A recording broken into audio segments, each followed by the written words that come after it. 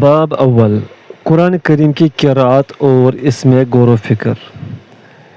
علم کی قوت و زیادتی اور اس کے ثبات و استحکام تک پہنچانے والے اسباب میں سے یہ بہت بڑا دروازہ ہے۔ اللہ تعالیٰ نے اپنے بندوں پر وہ کتاب مبین نازل فرمائی جو رحمت و ہدایت اور چمکتا ہوا نور ہے، نیز یہ نیک لوگوں کے لیے خوشخبری اور نصیحت ہے۔ چنانچہ اللہ تعالیٰ فرماتے ہیں وَهَذَا كِتَابٌ أَنزَلْنَاهُ مُبَارَكٌ مُصَدِّقُ الَّذِي بَيْنَ يَدَيْهِ، یہ کتاب ہے جسے ہم نے نازل کیا، بابرکت ہے اور اس سے پہلے والی کتاب کی تصدیق کرتی ہے۔ سورۃ الانعام آیت نمبر 92۔ اور فرمایا ان هذا القرآن يهدي للتي هي اقوم ويبشر المؤمنين الذين يعملون الصالحات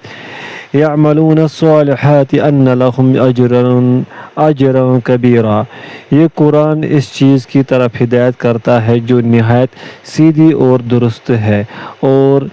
ان ایمان والوں کو جو اچھے عمل کرتے ہیں یہ بشارت دیتا ہے کہ ان کے لیے بڑا اجر ہے۔ اور فرمایا وَنُنَزِّلُ مِنَ الْقُرْآنِ مَا هُوَ شِفَاءٌ وَرَحْمَةٌ لِّلْمُؤْمِنِينَ وَلَا يَزِيدُ الظَّالِمِينَ إِلَّا خَسَارًا،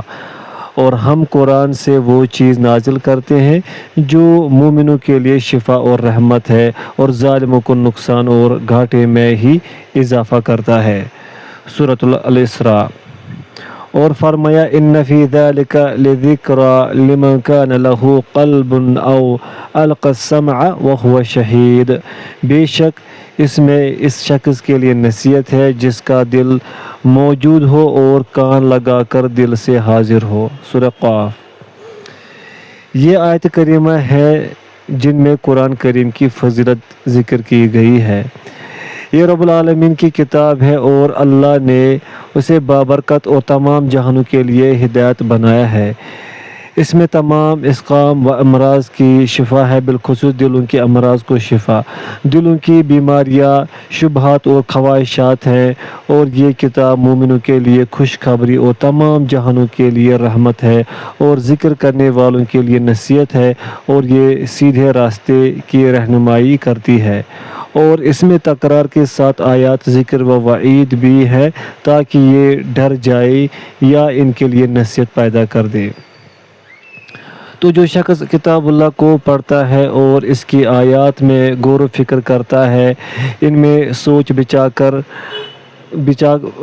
بچار کرتا ہے، وہ اس میں ایسے علوم و معارف پاتا ہے جس سے ان کے ایمان میں زیادتی اور اضافہ ہوتا ہے اور ایمان کی مزید نشوونما ہوتی ہے۔ یہ سب اس لیے ہے کہ وہ قرآن مجید میں ایسے بادشاہ کا کلام پاتا ہے جس کے لیے تمام کائنات کی بادشاہی ہے، اور اسی کے لیے ہر قسم کی حمد و ثنا ہے، تمام امور کی باغ دوڑ اس کے ہاتھ میں ہے، اور تمام امور اسی سے صادر ہوتے ہیں اور اسی کی طرف لوٹتے ہیں۔ وہ اپنے عرش پر مستوی ہے، اس کی مملکت کے کناروں میں کوئی چیز اس سے پوشیدہ نہیں رہ سکتی، اور اپنے بندوں کے دل کی باتیں بھی جانتا ہے، ان کی تمام پوشیدہ اور اعلانیہ باتوں سے آگاہ ہے۔ اس کی بادشاہی ایسی ہے کہ اس کے متعلق وہ خود ہی انتظام و تدبیر کرتا ہے۔ وہ سنتا ہے، دیکھتا ہے، عطا کرتا ہے اور روک لیتا ہے، ثواب بھی دیتا ہے اور سزا بھی دیتا ہے، وہ عزت بھی عطا کرتا ہے اور ذلیل بھی کرتا ہے، وہ پیدا بھی کرتا ہے اور رزق بھی دیتا ہے، وہ مارتا بھی ہے اور زندہ بھی کرتا ہے، وہ تقدیر بھی بناتا ہے اور فیصلے بھی کرتا ہے، اور وہ معاملات کی تدبیر بھی کرتا ہے۔ وہ اپنے بندوں کو دعوت دے کر انہیں وہ چیزیں بتاتا ہے جس میں ان کے لیے خوش بختی، سعادت اور خیر و فلاح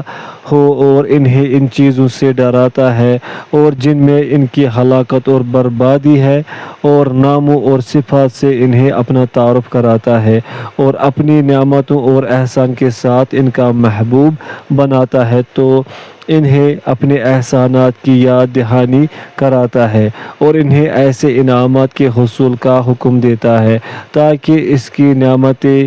ان پر پوری ہو جائے، اور انہیں اپنے عذاب اور سزاؤں سے ڈراتا ہے، اور ان کے لیے جو کرامت اور عزت افزائی رکھی ہوئی ہے اس کی انہیں یاد دہانی کراتا ہے، مگر یہ تب ہوگا جب وہ اس کی اطاعت کریں گے۔ بصورت دیگر اگر وہ اس کی نافرمانی کرے تو وہ انہیں سزا دے گا، اور انہیں بتاتا ہے میں نے اپنے دوستوں اور اولیاء کے ساتھ اور اپنے دشمنوں مخالفوں سے کیا سلوک کیا اور ان اچھے اور برے لوگوں سے کیسا برتاؤ کیا۔ اپنے اولیاء کے نیک اعمال اور اچھے اوصاف بیان کر کے ان کی تعریف کرتا ہے، اور اپنے دشمنوں کی بدعمالیاں اور بری صفات بیان کر کے ان کی مذمت کرتا ہے اور مثالیں بیان کرتا ہے، قسم قسم کے دلائل و براہین ذکر کرتا ہے، ذکر کرتا ہے، اپنے دشمنوں کے شبہات ذکر کر کے ان کے بہترین جوابات دیتا ہے، سچے شخص کی تصدیق کرتا ہے اور جھوٹے کا جھوٹ واضح کر دیتا ہے، حق بات کہتا ہے اور درست راہ بتاتا ہے اور دارالسلام کی طرف دعوت دیتا ہے، اس کے اوصاف محاسن ذکر کرتا ہے اور ہلاکت کے گھر سے ڈراتا ہے اور اس کا عذاب اور قباحت ذکر کرتا ہے۔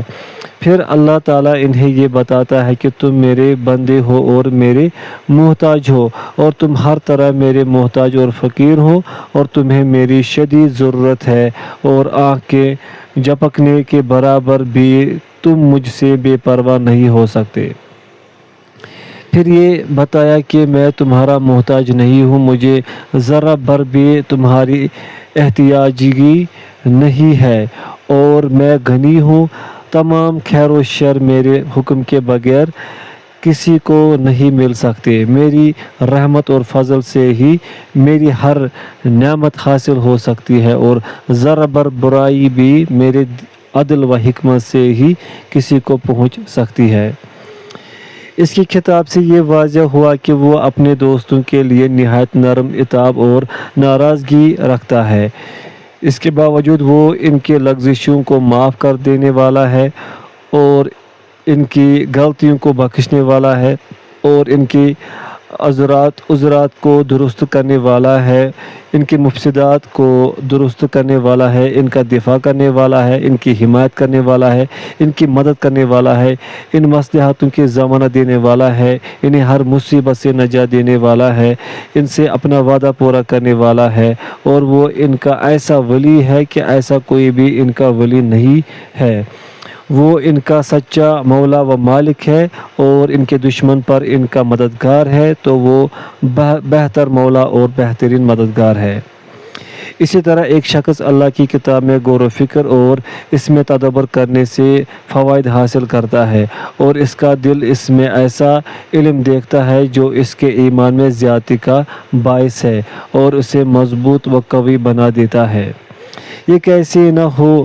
کیونکہ وہ قرآن میں ایسے بادشاہ کو دیکھتا ہے جو بہت بڑی ذات ہے، نہایت رحیم سخی اور خوبصورت ہے، تو جس ذات کی یہ شان ہو تو وہ اسے کس طرح نہ چاہے اور اس کے قریب ہونے میں رغبت نہ کرے، اور اس سے دوستی لگانے میں اپنی آخری سانسیں بھی کیوں نہ دے، اور کیسے وہ اسے تمام ماں سوا سے زیادہ محبوب نہ ہو، اور کس طرح اس کی یاد میں فریفتہ نہ ہو، اور اس کا شوق و محبت اور انست و الفت اس کی دوا اور قوت و غذا نہ بن جائے، اور اس طرح وہ کیسے نہ ہو، حالانکہ اگر وہ نہ ہو تو وہ ہلاک ہو جائے اور اپنی زندگی سے فائدہ نہ اٹھا سکے۔ علامہ آجری رحمہ اللہ کہتے ہیں، جو شخص اللہ کے کلام میں غور و فکر کرے تو وہ اپنے رب کو پہچان لیتا ہے اور اس کے عظیم غلبے اور طاقت کو بھی جان لیتا ہے، اور مومنوں پر اللہ تعالیٰ کی عظیم احسانات بھی معلوم کر لیتا ہے، اور وہ فرائض کی بھی پہچان کر لیتا ہے جو اللہ تعالیٰ نے اس پر بطور عبادت فرض کیے، تو اس نے اپنے نفس پر اس کے فرض کو لازم کر لیا،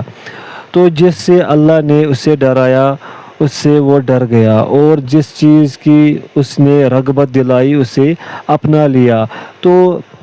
قرآن مجید کی تلاوت یا اس کی سماعت کے وقت جس شخص کی یہ کیفیت ہو جائے تو اس کے لیے شفا بن جاتا ہے، وہ بغیر مال کے غنی ہو جاتا ہے اور قبیلے و خاندان کے بغیر معزز ہو جاتا ہے، اور جس چیز سے باقی سب ڈرتے ہیں یہ شخص اس سے مانوس ہو جاتا ہے۔ تو قرآن تلاوت کے وقت جب وہ سورت شروع کرتا ہے تو اس سے یہ فکر دامن گیر ہوتی ہے کہ میں کب اپنی تلاوت کردہ آیات سے نصیحت حاصل کروں گا۔ اس کا یہ مطلب نہیں کہ میں کب اس سورت کو ختم کروں گا، بلکہ اس کا مطلب یہ ہے کہ میں کب اپنے ساتھ اپنے رب کے کلام کو سمجھوں گا اور کب اللہ کے زجر و توبیخ سے نصیحت پکڑوں گا اور میں کب عبرت پکڑوں گا، کیونکہ قرآن کی تلاوت ایک عبادت ہے جو غفلت سے ادا نہیں ہو سکتی اور اللہ تعالیٰ ہی اس کی توفیق دینے والا ہے۔ اسی لیے اللہ تعالیٰ نے اپنے بندوں کو قرآن کے تدبر اور غور و فکر پر برانگیخت کیا، چنانچہ فرمایا افلا یتدبرون القرآن ولو کان من عند غیر اللہ لوجدوا فیہ اختلافا کثیرا۔ کیا یہ لوگ قرآن سمجھتے نہیں، اور اگر یہ غیر اللہ کی طرف سے ہوتا تو یہ لوگ اس میں بہت بڑا اختلاف پاتے۔ سورۃ النساء۔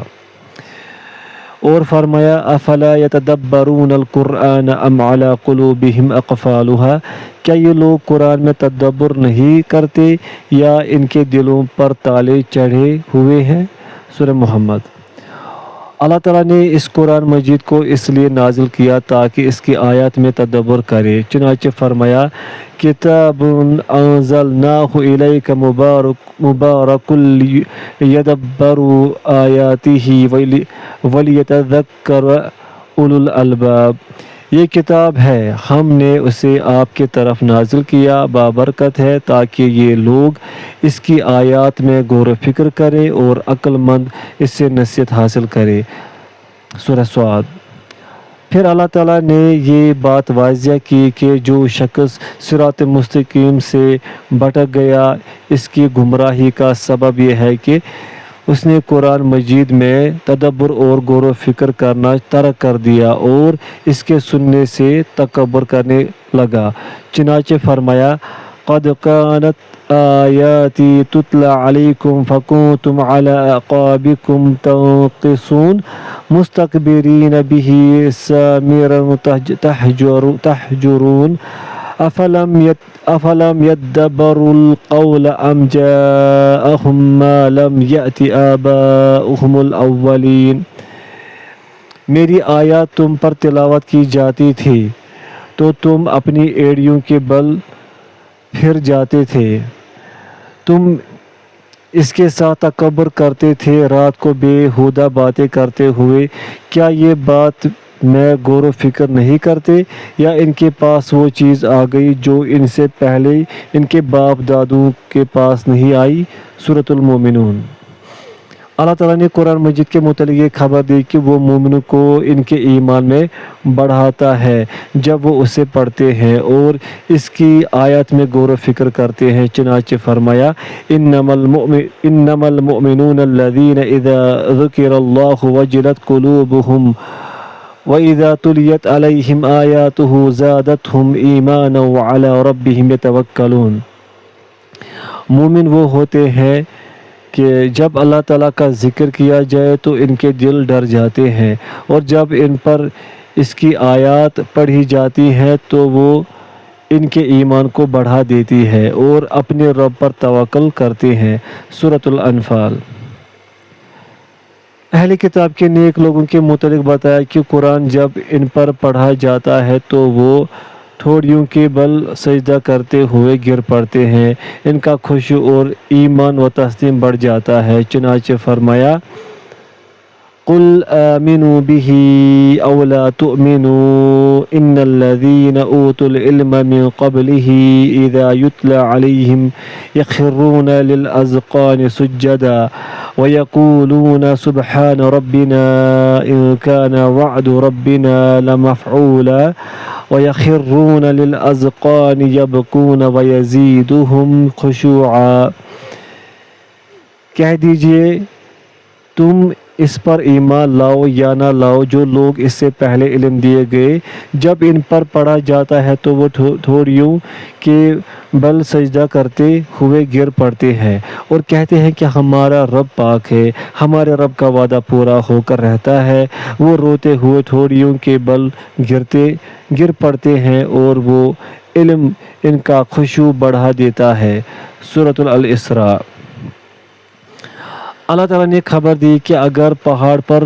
قرآن نازل ہوتا تو وہ بھی اللہ کے ڈر سے پھٹ جاتا، اور اللہ تعالیٰ لوگوں کے لیے مثال بیان کر رہے ہیں تاکہ قرآن کی عظمت ظاہر ہو جائے۔ چنانچہ فرمایا لو انزلنا هذا القرآن على جبل لرأيته خاشعا متصدعا من خشية الله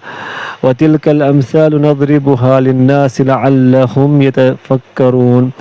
اگر ہم یہ قرآن مجید پہاڑ پر نازل کر دیتے تو آپ اسے دیکھیں گے کہ وہ اللہ سے ڈر کر پھٹ گیا ہوگا، اور یہ مثالیں ہم ان لوگوں کے لیے بیان کرتے ہیں تاکہ وہ غور و فکر کرے۔ سورۃ الحشر۔ قرآن مجید کا اللہ تعالیٰ نے یہ وصف بیان کیا کہ وہ بہت اچھی حدیث ہے، اور اللہ تعالیٰ نے اس میں آیات بار بار بیان کی اور بات کو مکرر بیان کیا تاکہ اسے سمجھا جائے، اور نیک لوگوں کے بدن ڈر سے لرز جاتے ہیں۔ چنانچہ ارشاد فرمایا اللہ نزل احسن الحدیث کتابا متشابہا مثانی تقشعر منہ جلود الذین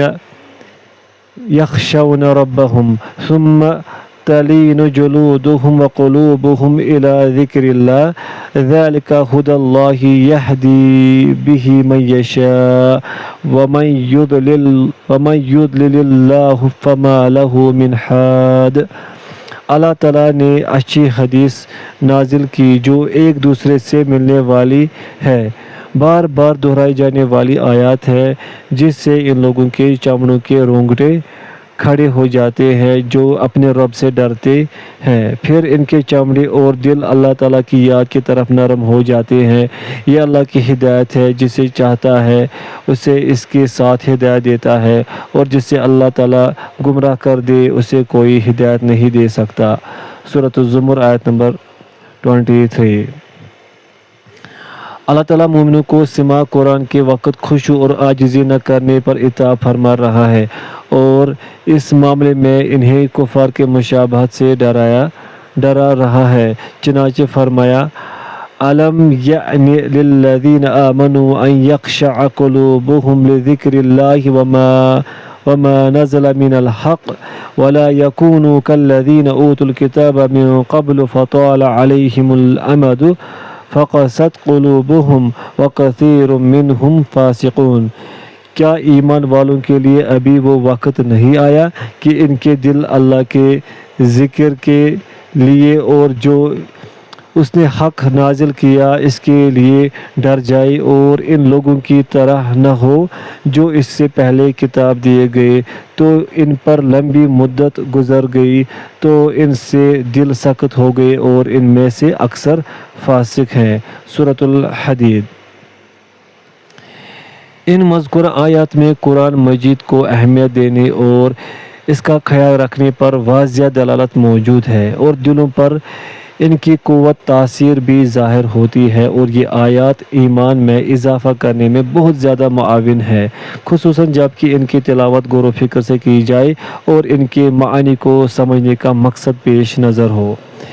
امام ابن القیم رحمہ اللہ فرماتے ہیں خلاصہ کلام یہ ہے کہ غور و فکر کے ساتھ قرآن کریم کی تلاوت سے بڑھ کر دلوں کے لیے اور کوئی چیز نفع بخش نہیں ہو سکتی، کیونکہ وہ تمام چلنے والوں کی منازل کو جامع ہے، اور وہ تمام اعمال بجا لانے والوں کی حالات و تمام عارفین کے مقامات سمیٹے ہوئے ہے۔ یہی قرآن مجید انسان کو شوق و محبت، خوف و رضا و توکل، شکر و صبر کا وارث بناتا ہے، اور وہ تمام حالات جو دل کی زندگی اور کمال کا باعث ہیں ان کی رغبت کا ضامن ہے۔ اس کے برعکس دل کے فساد اور ہلاکت کا باعث بننے والی صفات ذمیمہ اور افعال ردیہ سے اسے بچانے کی کوشش کرتا ہے۔ اگر لوگوں کو معلوم ہو جائے کہ غور و فکر کے ساتھ قرأت قرآن مجید میں کیا کیا خوبیاں ہیں تو وہ باقی تمام کاموں کو چھوڑ کر صرف انہی میں مشغول ہو جائے۔ جب کوئی شخص قرآن مجید کو سوچ سمجھ کر پڑھے گا تو جب ایک آیت سے گزرے گا جس کا وہ محتاج ہوگا تو اس میں اس کے دل کی شفا ہوگی، وہ اسے دہرائے گا اگرچہ وہ اسے 100 دفعہ یا ساری رات دہراتا رہے، کیونکہ سوچ و فکر سے اور سمجھ کر ایک آیت کا پڑھنا وہ اس ختم کرنے سے بہتر ہے جو بغیر سمجھ اور تدبر کے ہو۔ اور طرح قرأت قرآن دل کے لیے بہت مفید ہے اور حصول ایمان اور حلاوت قرآن کے ذوق کی بہت زیادہ دعوت دینے والی ہے۔ شیخ محمد رشید رضا رحمہ اللہ کہتے ہیں، یہ بات جان لو کہ دین کی طاقت اور ایمان و یقین کا کمال صرف قرآن مجید کی تلاوت اور اسے بکثرت سننے سے ہی حاصل ہو سکتے ہیں، بشرطے کہ اس قرأت و استماع سے ہدایت حاصل کرنے اور اس کے امر و نہی پر عمل کرنے کی نیت ہو اور اس پر غور و فکر بھی کیا جائے، اور وہ ایمان جو یقینی اور صحیح ہو وہ بڑھتا بھی ہے اور قوی ہو کر نشوونما بھی ہو پاتا ہے، اور اس پر اس کے وہ آثار بھی مرتب ہوتے ہیں جس کا نتیجہ اعمال صالحہ اور نافرمانی اور فساد کو ترک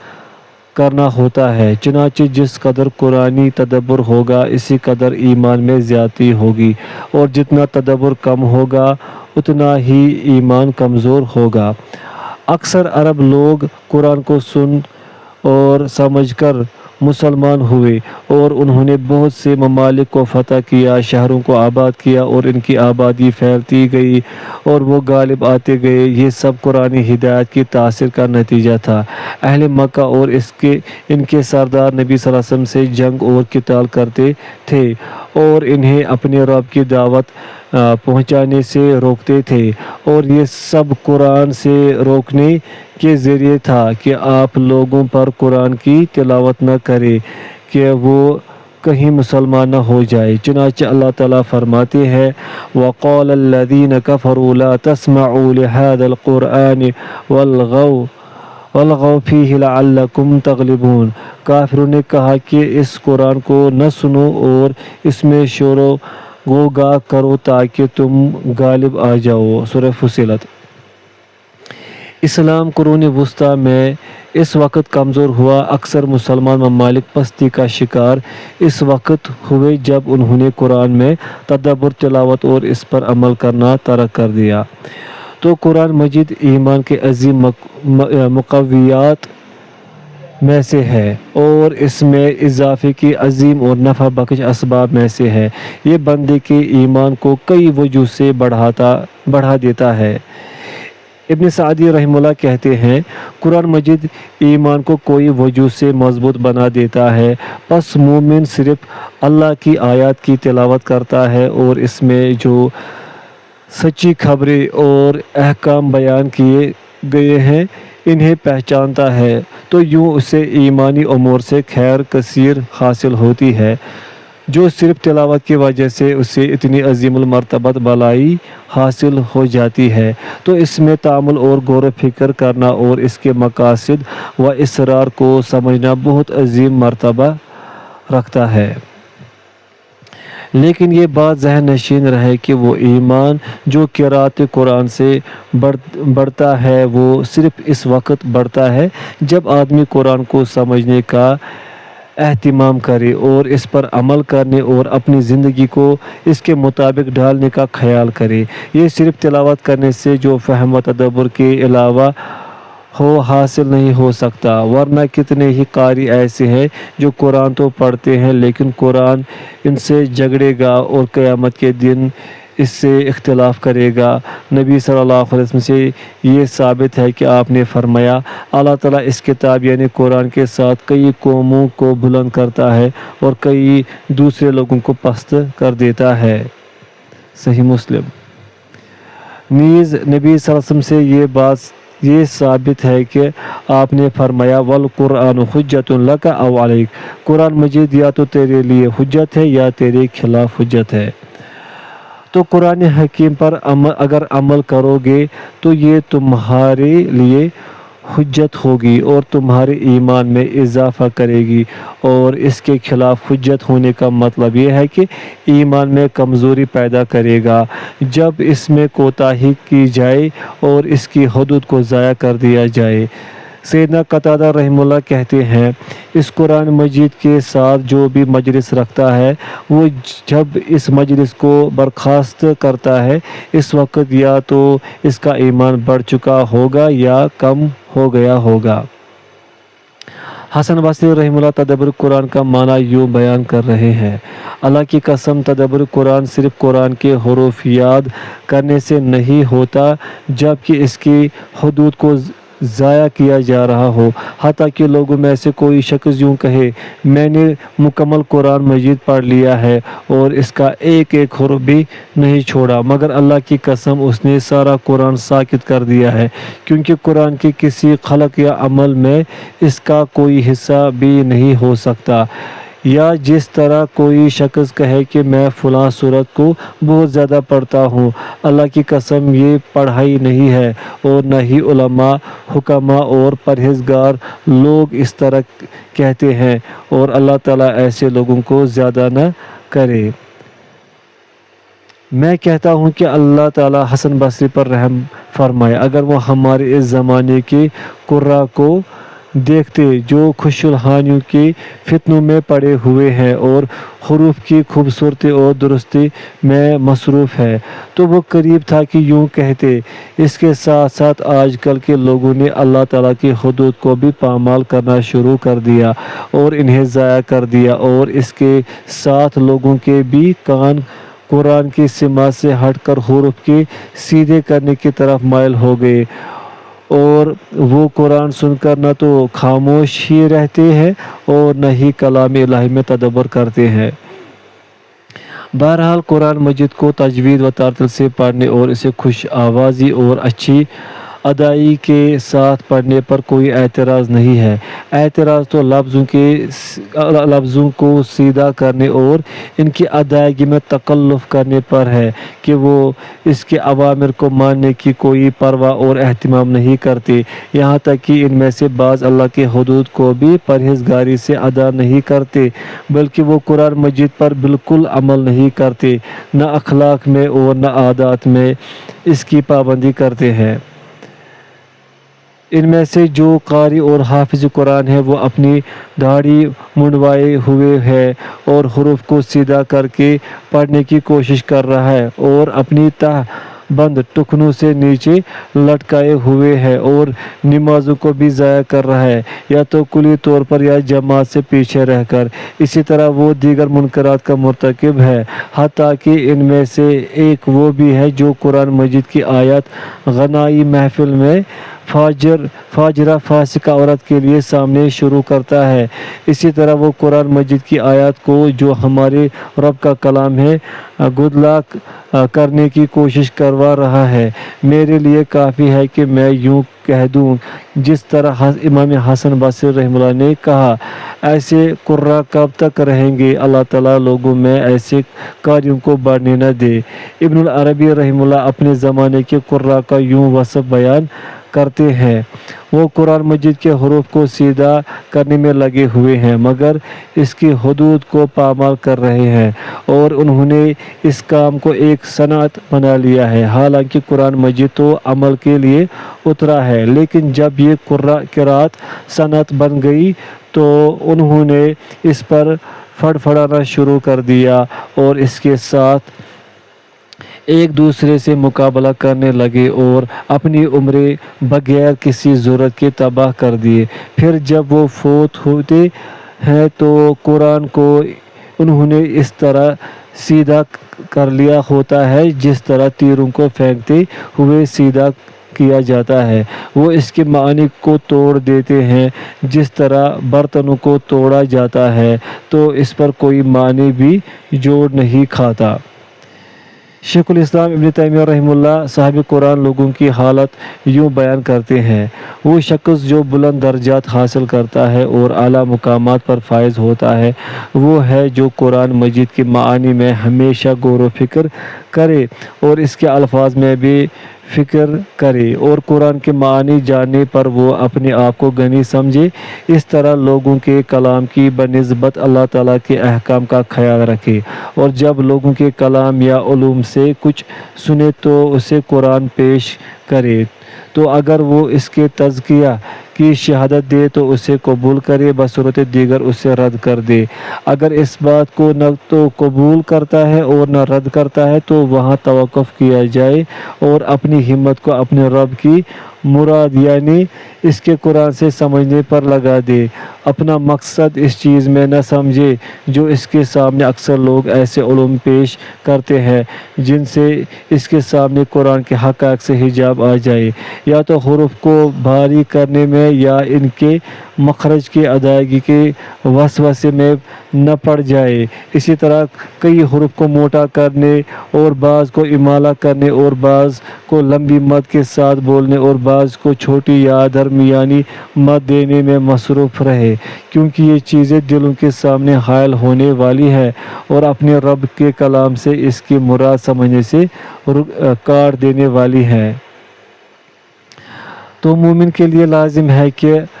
وہ قرآن مجید کو پڑھنے سے پہلے قرآن سے استفادہ کرنے کی کیفیت سیکھ لے، یہاں تک کہ وہ قرآن سے صحیح طور پر نفع حاصل کر سکے۔ ابن قیم رحمہ اللہ نے اس بارے میں ایک بہت بڑا قاعدہ بیان کیا ہے جو بہت ہی زبردست اور نفع بخش ہے۔ انہوں نے کہا، جب تم قرآن سے فائدہ حاصل کرنا چاہو تو اس کی تلاوت اور استماع کے وقت اپنے دل کو مجتمع رکھو اور اپنے کان مکمل اس طرف لگا دو اور اپنا دل اس طرح حاضر کرو کہ گویا کہ تم اللہ تعالیٰ سے ہم کلام ہو اور اللہ وحدہ لا شریک لہ تم سے مخاطب ہے۔